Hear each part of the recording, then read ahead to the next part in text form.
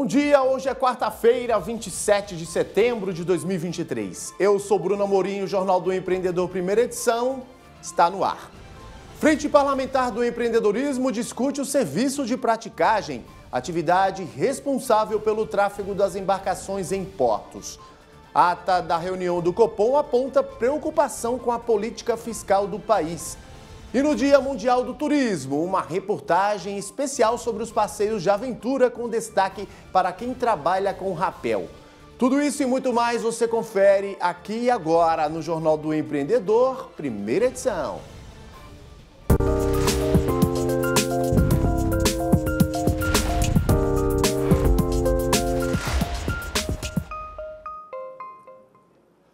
O IBGE divulgou nesta terça-feira a prévia da inflação de setembro. De acordo com o Instituto, o IPCA 15 ficou em 0,35%.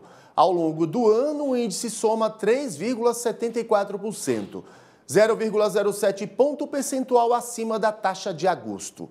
6 dos 9 grupos de produtos e serviços pesquisados tiveram alta. O aumento no preço da gasolina e os reajustes nos planos de saúde autorizados pela ANS contribuíram para o aumento da inflação. E as expectativas de inflação acima da meta seguem como um fator de preocupação para o Comitê de Política Monetária do Banco Central. De acordo com a ata da última reunião do Copom, os agentes financeiros estão preocupados com a política fiscal de equilíbrio das contas públicas do país. E a Frente Parlamentar do Empreendedorismo, a FPE, defende uma legislação para regular o serviço de praticagem no Brasil. A atividade é responsável pelo tráfego seguro das embarcações nos portos. E as cobranças na atividade influenciam na competitividade de produtos importados e exportados no país.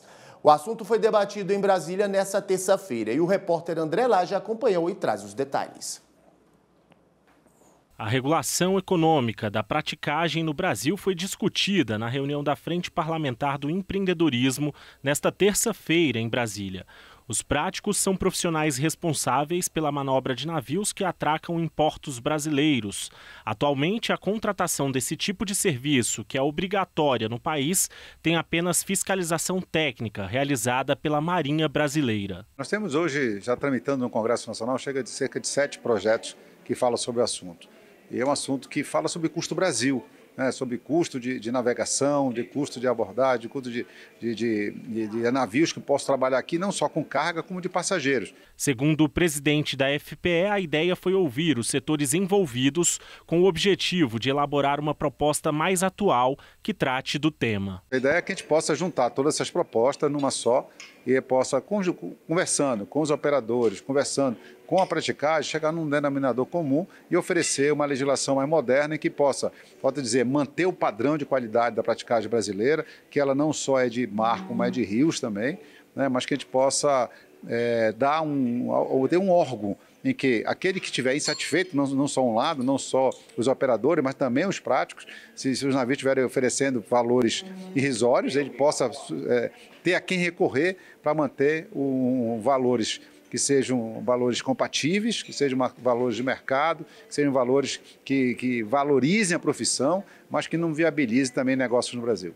Além dos deputados integrantes da FPE, participaram do debate representantes de setores da economia que são impactados pela atividade, como é o caso da Associação Brasileira das Indústrias de Vegetais, da Associação Brasileira de Cruzeiros Marítimos e da Associação de Terminais Portuários Privados.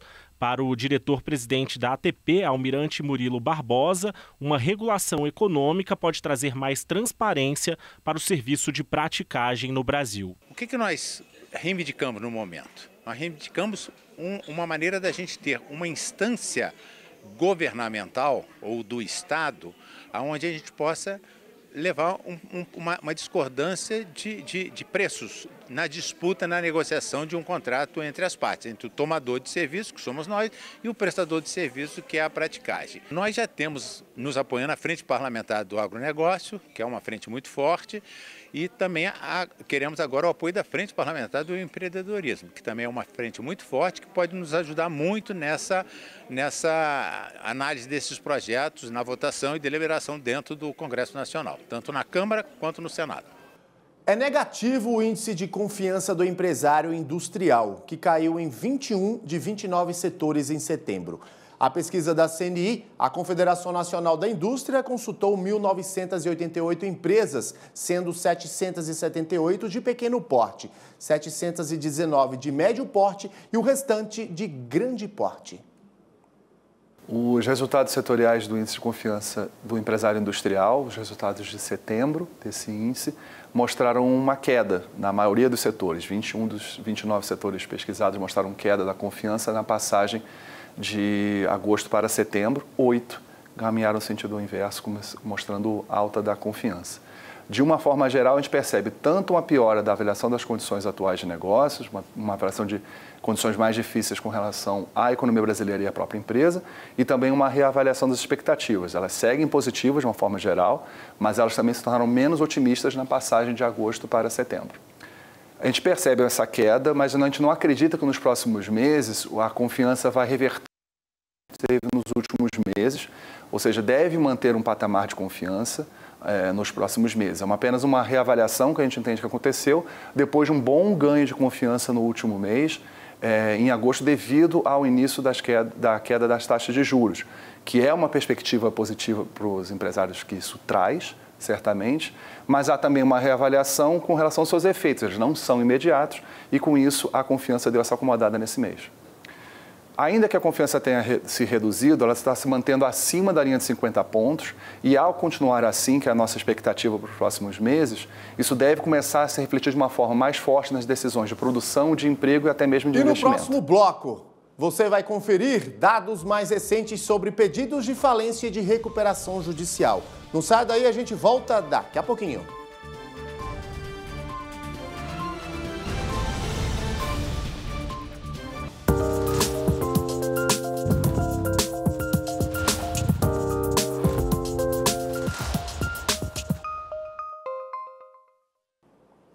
Estamos de volta com o Jornal do Empreendedor, primeira edição, ao vivo e para todo o Brasil. Dados da Serasa Experian mostram que em agosto foram registrados 135 pedidos de recuperação judicial no Brasil. Isso significa um crescimento de 82,4% em comparação com o mesmo período do ano passado e uma alta de 32,4% em relação ao mês anterior. A análise também revela que as micro e pequenas empresas lideraram as requisições. Em agosto desse ano foram 91 requerimentos. No ano passado, 51. Já os pedidos de falência de agosto tiveram queda. A redução foi de 9,6% em relação a agosto de 2022 e de 2,8% em relação a julho deste ano. Os pedidos também foram liderados pelas micro e pequenas empresas. A pesquisa da Serasa foi divulgada essa manhã. E as delícias e belezas do Pará estão no Rio de Janeiro. Oportunidade para os cariocas conhecerem produtos diferenciados e chance para os empreendedores do norte do país fazerem bons negócios. Tudo isso em um lugar histórico da capital carioca. A reportagem é de Janaína Toscan. A Praça Tiradentes, no centro do Rio de Janeiro, é uma área de imenso valor histórico e cultural. Região importante desde a fundação da cidade, abriga antigos teatros, centros culturais e um imponente conjunto arquitetônico que nem sempre é valorizado no vai-vem do dia a dia. E é exatamente essa a proposta da Feira Tiradentes Cultural. Ela acontece desde 2015 e nesta edição de número 51 trouxe uma mistura de ritmos para a praça. Girando, rodando, a saia me leva. Girando, rodando, a saia me leva. A gente tem uma parceria com o Centro de Referência do Artesanato Brasileiro, que é o CRAB do Sebrae. E eles estão com uma exposição sobre o Pará. Então a gente buscou também fazer com que isso se juntasse. Essa vontade nossa de trazer programação cultural com a praça, com a junção com essa exposição que eles estão fazendo, que é uma exposição também de super qualidade, juntar essa possibilidade de trazer mais visitação também para a exposição com os ritmos paraenses que também fazem muito sucesso aqui no Rio de Janeiro, né? O pessoal adora. Comida boa, arte, artesanato e muita música nunca faltam na Tiradentes Cultural. Também já é tradição cada evento representar uma região ou estado do país. Essa última edição trouxe as belezas e delícias do Pará. Obrigada, meu bem. Vatapá e arroz paraense. A inspiração veio da mostra Pará Sentir Fé, que está em exposição no CRAB, o Centro Sebrae de Referência do Artesanato Brasileiro, também situado no entorno da praça e um dos apoiadores da feira.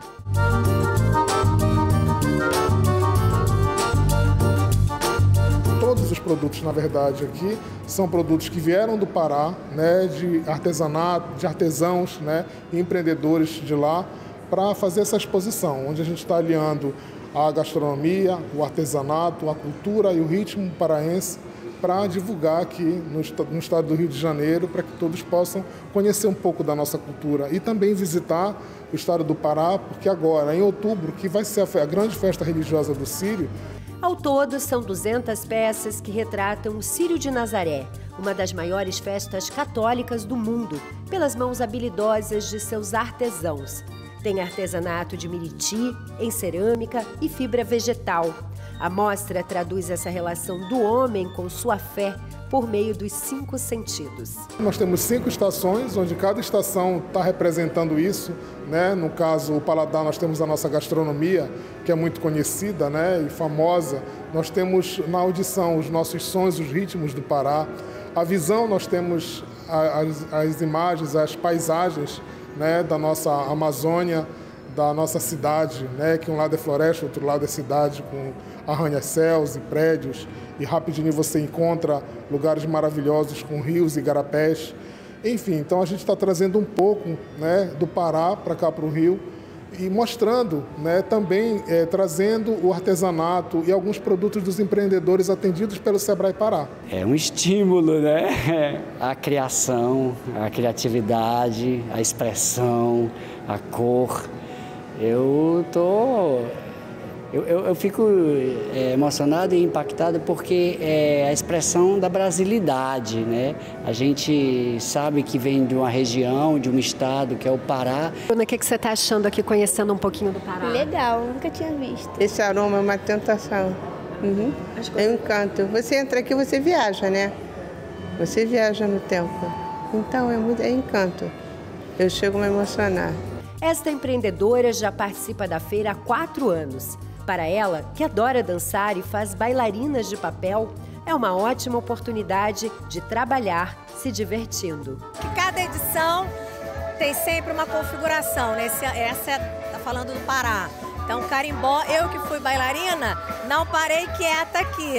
Isso reflete no meu trabalho de papel, que são as minhas lirinas, que tem o movimento da dança também no corpo delas. Mayron é conhecido pelos cortes de cabelo ao som dos eventos musicais das ruas do Rio. Eu amo esse evento, eu gosto da coisa de ocupar o espaço público mesmo, já me identifico com isso desde antes de ser cabeleireiro e me encontrei assim, gosto disso, gosto de cortar cabelo ao ar livre. A programação incluiu diversas atrações com os mais diferentes ritmos vindos do norte.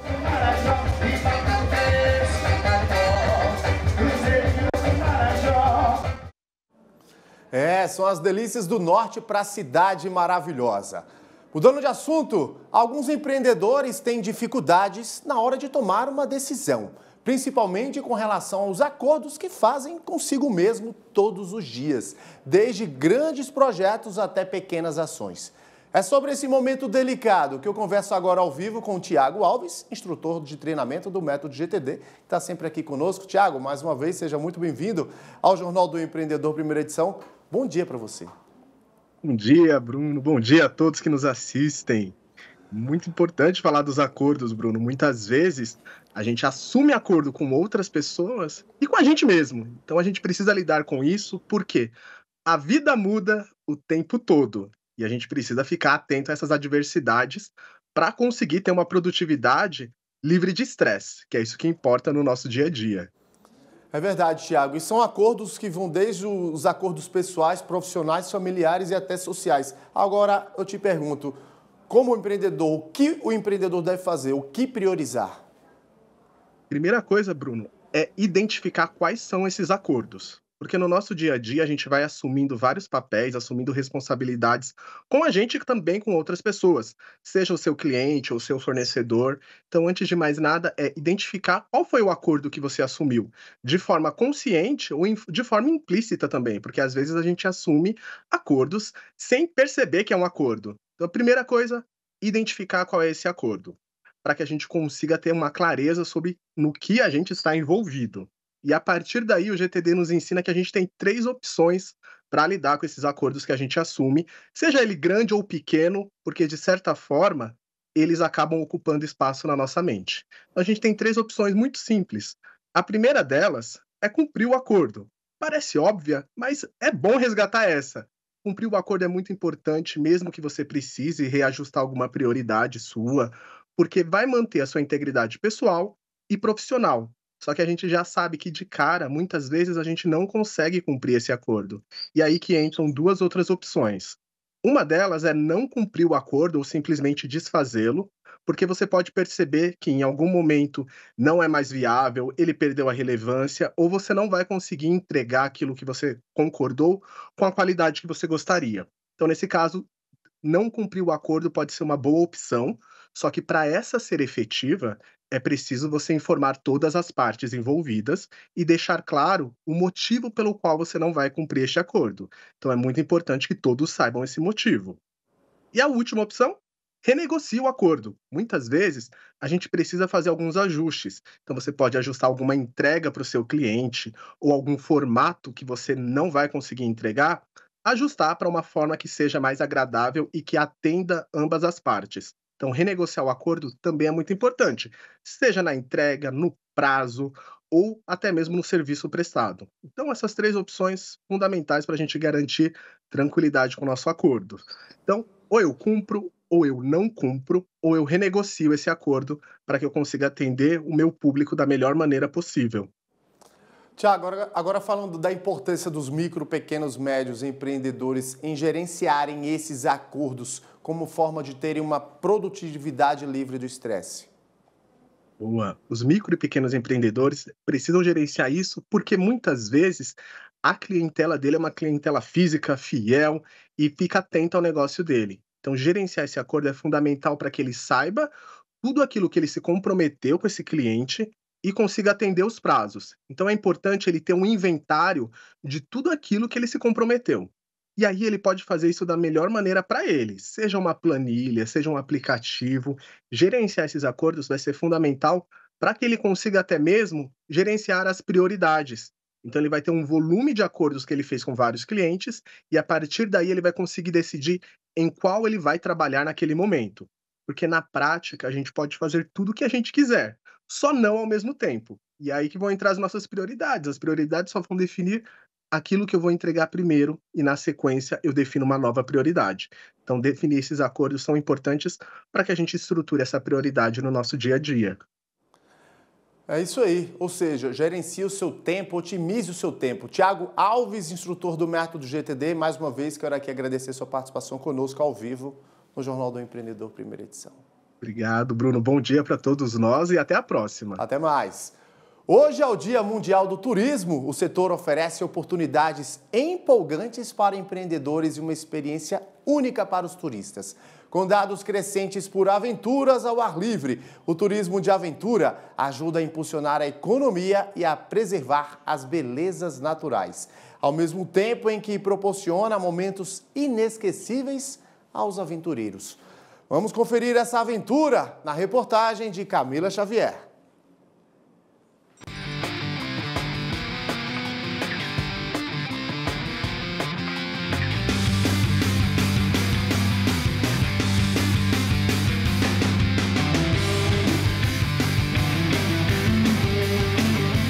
Rico em belezas naturais, o Brasil é um país excelente para o turismo, um dos setores responsáveis pelo crescimento da economia. Só no primeiro trimestre deste ano, o faturamento do turismo nacional cresceu 25,4%, um ganho de mais de 8 bilhões de reais no período. Os dados são de um levantamento do Conselho de Turismo da FEComércio de São Paulo.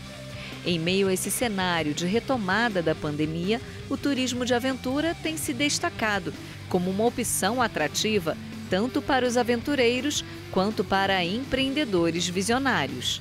Com a busca crescente por experiências únicas e o contato com a natureza, o ecoturismo tem visto um aumento constante na demanda. Hoje em dia, o público pós-pandemia procura muito isso. É algo que vem crescendo cada vez mais, as equipes vêm se especializando cada vez mais e é muito bom, porque o Centro-Oeste é uma região muito bem acolhida, vamos colocar assim, por água.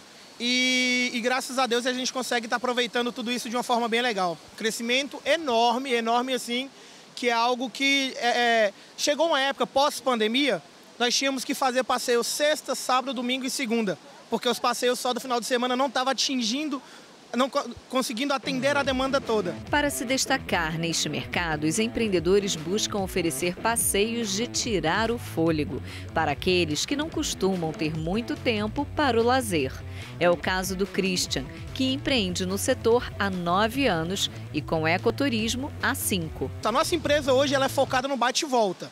Então, todos os finais de semana nós temos saídas, seja para aventuras ou seja ela para um passeio numa cachoeira, para um passeio mais tranquilo, com o pôr do sol. Então, assim, o nosso diferencial é justamente isso, tentar mostrar o máximo de coisas possível num período mais curto. E há muita gente que procura esse serviço. A região Centro-Oeste, com rica geografia, consegue proporcionar o turismo de aventura, principalmente no Distrito Federal e Goiás, para um público variado. Na agência, são atendidas aproximadamente 120 pessoas por mês. Hoje assim, o nosso foco ele é Brasília e Chapada dos Veadeiros, né? É o local que a gente consegue vender com maior facilidade, porém nós atendemos em Minas, Formosa também tem diversas cachoeiras, Goiás, né? Então, assim, acaba que o Centro-Oeste no geral aqui, aonde tem cachoeira, você vai encontrar Ecotour. Esta cachoeira possui 18 metros de altura e é considerada uma das mais baixas para a prática do esporte. Será que dá para sentir medo?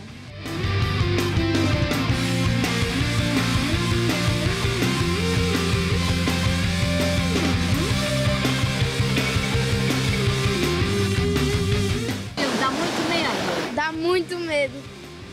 Mas você foi com medo mesmo? Sim. Não foi o caso das duas amigas há 4 anos. Elas escolheram a Cachoeira do Tororó, no Distrito Federal, para selar a amizade.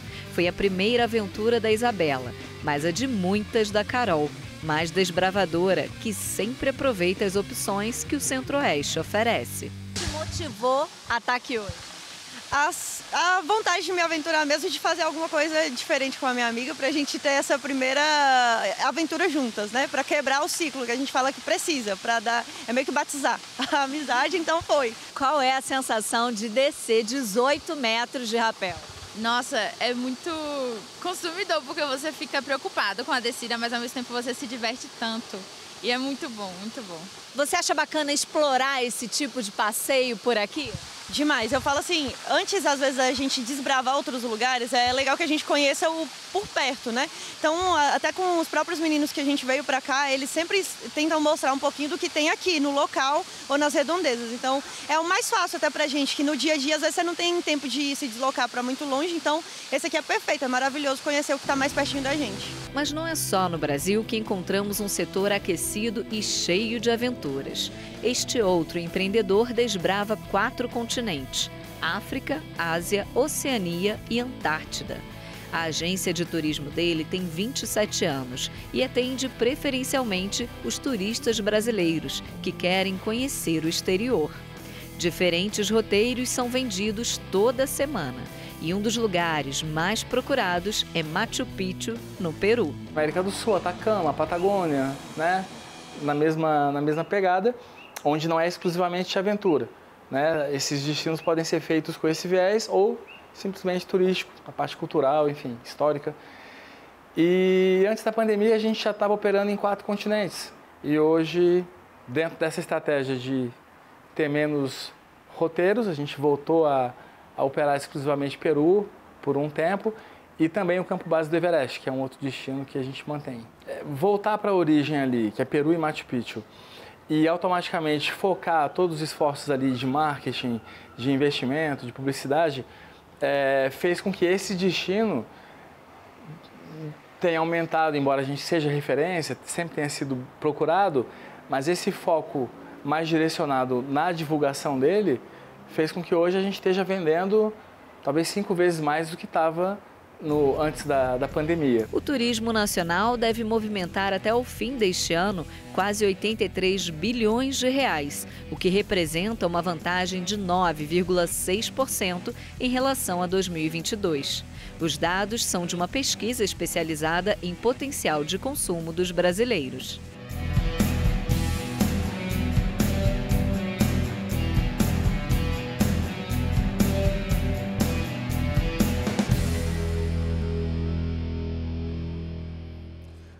É o turismo de aventura atraindo cada vez mais os empreendedores e também os turistas.